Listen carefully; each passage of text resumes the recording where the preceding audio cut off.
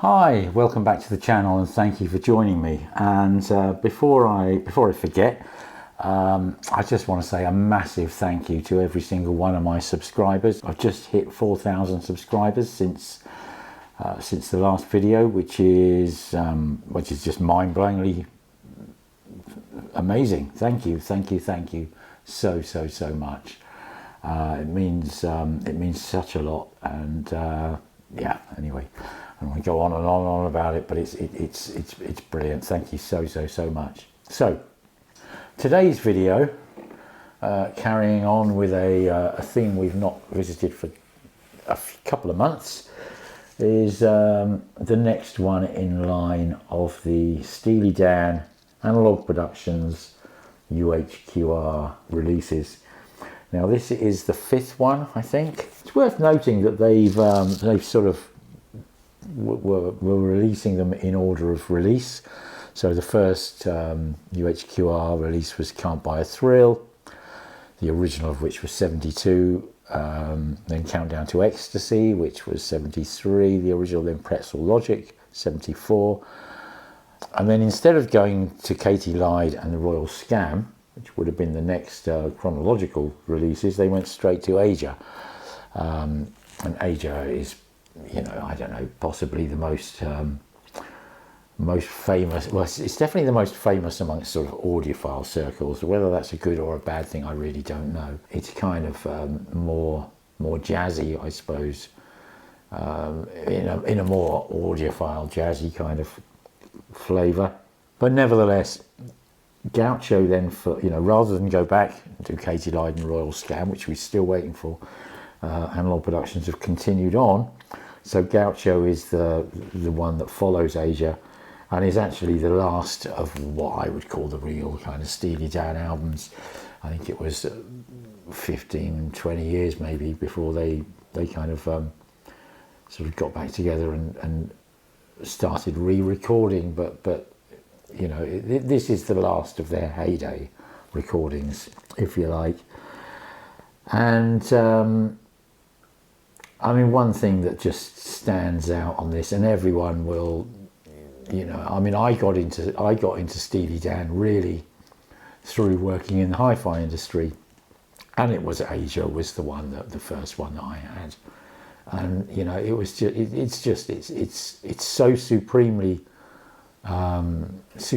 well recorded and produced that you know, they're inevitably going to be used as hi-fi test material, so to speak, and that's how I got into it. And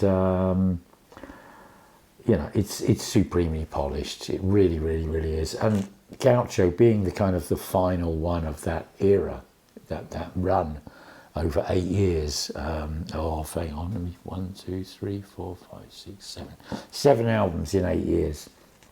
It's the most polished, sonically, I would say. Is it my favourite Steely Dan album? No, I don't really have a favourite Steely Dan album. My kind of love of Steely Dan is much more of the head than of the heart, if you like. It is the absolute ultimate in a sonic kind of recording sense. The weighting, just the pure, sweet, glorious weighting of every instrument, of every element, whether it's a backing vocal, a sort of a part of a horn chorus, if you like, the bass, the guitars, very kind of slick and creamy, and nothing's thrust in your face. Just amazing. A beautiful sounding record, there's no question.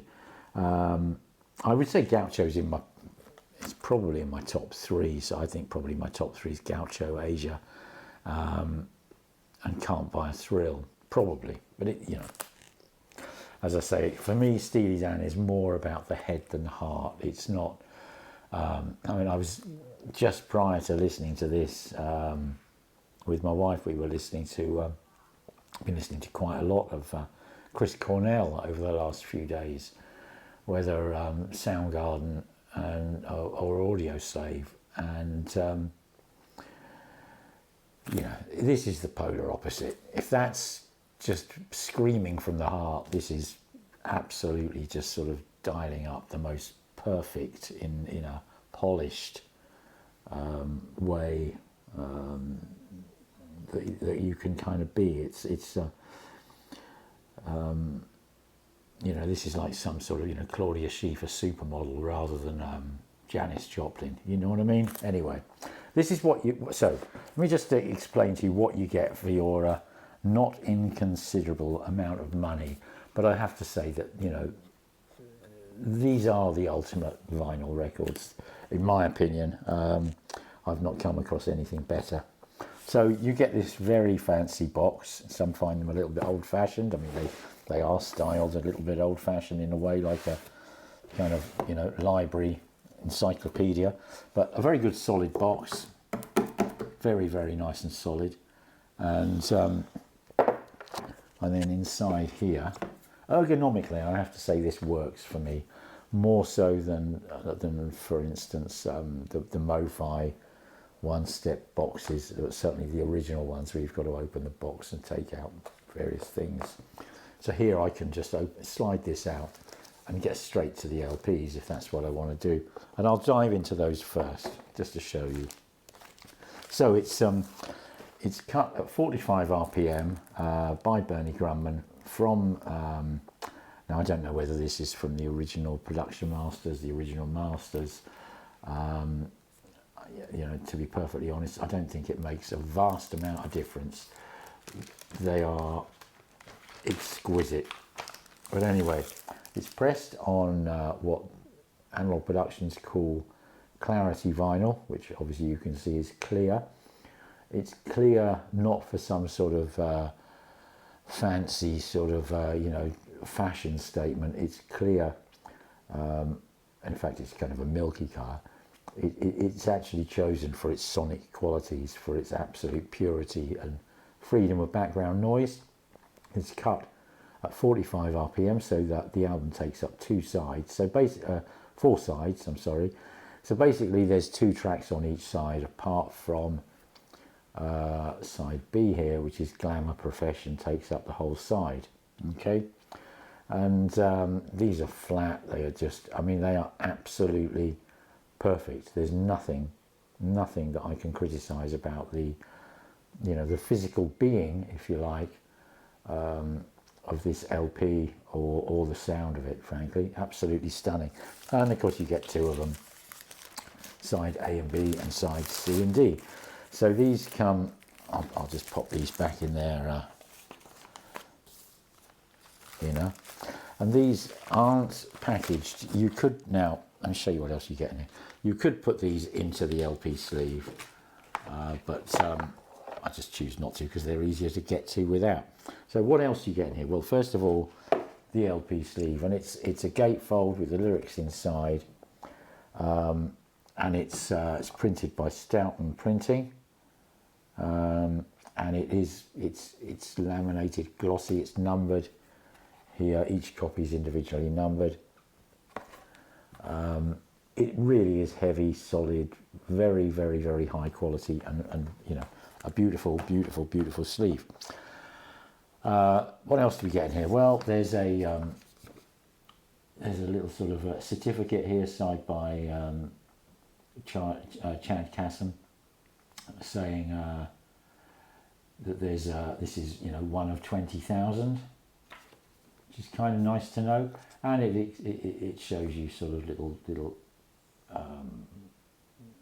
snapshots of the, you know, the QRP where this is pressed, quality control, process pressing, plating, everything else. And then there's a technical spec which is far more in detail, and I don't often run through these, but it's worth bearing this in mind because it applies to all UHQRs. Even the profile of the record is chosen. On a normal LP, it's kind of tapered, which apart from anything else will affect your azimuth. This is just the LP looked at from a fresh sort of perspective and just what will it take to make the perfect LP. And they've done absolutely everything they can. So, you know, hats off to Analogue Productions for that. And then there's a little sort of brochure of other titles available. All very cool, which I've covered in many other videos, okay? And then finally in here, quite a worthwhile, although not very long, some liner notes written by Donald Fagen himself for this edition. So, you know, basically there's only like a couple of paragraphs. It's kind of nice to read, but how cool is that? There's a photo of the original masters, or at least the source for this, which I think, okay, so I'm guessing this is a Dolby A production master, 30 IPS. I'm just reading here, 250 nanowebers a meter. Looks like these copies were done on 82 master disc RL, and probably Bob Ludwig made these copies, I'm guessing. I might be wrong on that, but anyway, there's a photo of the tapes from which this was made. So this is just repeating the information that's shown inside the gatefold, okay? Just sort of credits for each individual track, which is, you know, obviously in here we've got the lyrics too, but yeah, it's kind of it's nice to have this extra little piece, and it's certainly nice to read Donald Fagen's notes about it. Okay, so I just now want to talk about the album and the sound. Now, I said it's not necessarily my favourite Steely Dan album, or it's one of my favourites, but it is definitely, I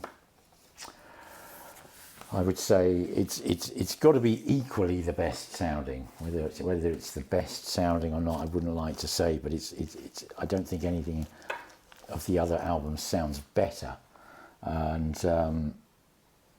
this is it is just, you cannot criticise it. I can't criticise it. I think this is worth every penny. And if you wanted to buy an Apple, if you wanted to if you like sound, if you're an audiophile and you wanted to splash out on one record that you could just put onto your record player and just think, oh my god, this is phenomenal, it sounds absolutely exquisite, you know, like I said, sort of a sonic thing for the head more than personally for the heart, but this is you know, it's got to be up there, if you like. Okay, so just sort of running through the tracks and what we've got in a sort of a sonic way. I mean, one of my favourite tunes on the album, you know, it certainly was a single, so it's the most familiar, Babylon Sisters. You know, it just is phenomenal. The bass is heavy with exactly the right amount of weight. The drums flow. The keyboards, well, you know, electric piano primarily is the sort of the main keyboard throughout Steely Dan, as we know, whether it's played by Donald Fagen or not. And in fact, on this track, it's played by Don Grolnick. I don't know exactly how to pronounce his name, but it's just the colour, the lushness and the richness of the colour, along with this wonderful kind of jazzy, funky kind of groove. It's really, really, really beautiful. And then we get into Hey 19, which is just a phenomenal sound. Fagen's back on the piano and synthesizer in this sound, and it's you know, it's got a good firm bass line. That's Walter Becker's on the bass on this. And again, this album has just got so many musicians, absolute from the top echelons of session musicians around at that time. 1980 this was released. I'm not sure if I already mentioned that, but it is you know, it's a who's who in that respect. Yeah, it's creamy, it's colourful, it's glowing, it's just it's a wonderful thing. Okay, then we get on to side 2 of this particular release, which would be, you know, the second half of side 1 on the regular issue. Glamour Profession. Now this takes up the whole side, and this is, I'd say, alongside Babylon Sisters and actually also My Rival. I think this is my favourite track, or equally with those others. And the thing about that is you've got Steve Gadd on drums on Glamour Profession and on My Rival, as it happens. You've also got Anthony Jackson on bass. And the thing about these tracks is they are so funky. So if you think about how would you describe Steely Dan? What are Steely Dan? I mean, they're, it's definitely kind of popular. And I don't mean that in a throwaway manner at all, because they are, almost unequalled in their sort of precision and skill. It doesn't mean to say this is throwaway, but it's definitely jazzy. It's sort of a bit loungy. It's very smooth. It's sort of chic, elegant kind of. If you look them up and see what category or what genre they might be, it's sort of yacht music kind of comes to mind. Is a term that it's not a term I like, but it does reflect the exquisite kind of degree of polish to this. And like I say, I think it's very much of the head rather than the sort of there's almost no grittiness in this at all. It's definitely not Soundgarden, you know what I mean? Anyway, Glamour Profession, it's just phenomenal. It's so funky, it's so beautifully colourful, and I think in on this and the My Rival track, I think the combination of Gadd on drums and Jackson on bass, you've got this real funkiness without a sort of a flashness to the drums. And again, because this on this album you've got, I mean, if we go through track by track, just listing the drummers. So Babylon Sisters, we've got Bernard Purdie. Hey 19, we've got Rick Marotta, who also plays on Time Out of Mind. And then we've got Steve Gadd, who plays on Glamour Profession, My Rival, and also Third World Man. And lastly, we've got Jeff Porcaro, who plays on Gaucho, the title track. So you kind of got four, A-lister drummers playing on this album on different tracks, but equally you've got different bass players on I mean, Chuck Rainey plays on Babylon Sisters and Third World Man, and Walter Becker plays bass on Time Out of Mind and Gaucho, and also Hey 19, and then we've got Anthony Jackson on My Rival and Glamour Profession. And those are the ones that I think are, if you were going to, the ones that get closest to sort of my heart, if you like, are those two, along with, like I say, Babylon Sisters. But there's just a funkiness to the Gadd and Jackson combo, rhythm section combo, but all the way through the whole album. I mean, it is exquisite. And sort of laid over the top of that, you've just got these most subtle sort of little guitar licks and sort of rhythmic stabs. You've got the wonderful, wonderful, wonderful kind of either organ or electric piano with the quite subtle sort of synthesizers as well in the background. But the main thing is that sort of electric piano, and then the rhythm section, and then again, you've got Fagen's main voice throughout, but the backing vocals are used exquisitely well as a sort of they just add to the colour and dynamism of the vocal. And in addition to that, you've also got very, very sensitive and exquisitely applied horns, whether it's trumpet, saxophone, or a horn combo section, all sort of just blaring out together. It's it is exquisite. It is exquisitely put together, and can't fault it. I mean, sonically, cannot fault it. Artistically, sort of, you know, heartstrings. It's definitely in my top 3 of Steely Dan. Steely Dan aren't in my top probably 10 bands, but you know, it's really, really, really beautiful music. But it's, you know, it's kind of cocktails on the deck of your yacht type music. There's a line in which is it? Is it in Gaucho? Bodacious Cowboys. I kind of, for me, it sums this album up. It sums up Steely Dan, actually. Just, you know, it's just exquisite professionalism, talent. I think when this album was made, it was probably, I think it was, I don't think more money had been spent on the production of recording and production and wage bill of any album. I think it was the most expensive album produced at its time in 1980, and it kind of, it sounds like it. It is just,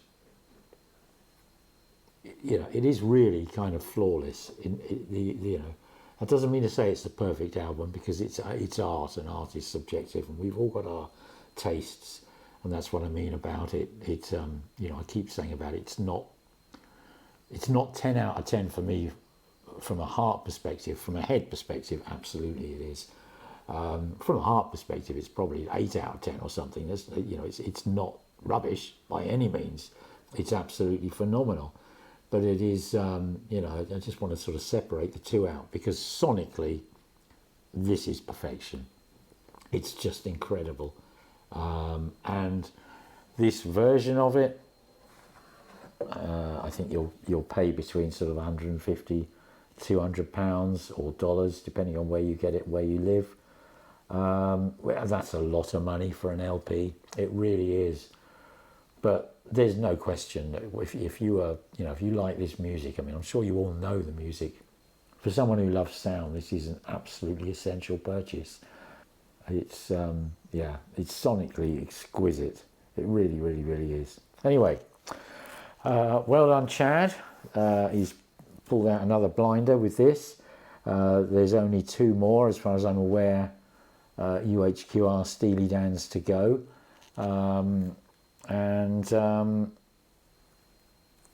You know, this one was worth the wait, and worth the not inconsiderable amount of money that it cost. It really is excellent, absolutely phenomenal. Sonically 10 out of 10, there's no question. Okay, on that note, I'll say thanks very much for watching, and I'll catch you all again soon. Thank you. Bye bye.